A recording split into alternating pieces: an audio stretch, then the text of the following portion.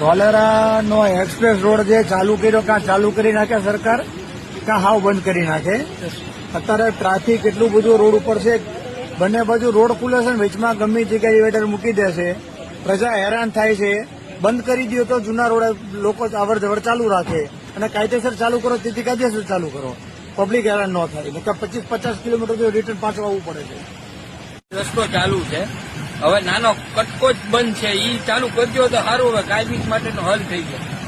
આ શોર્ટકટ બહુ જલ્દી સારું પડે, નકર તો પબ્લિક હેરાન બહુ થાય છે. આમથી આમમાં આમથી આમમાં તો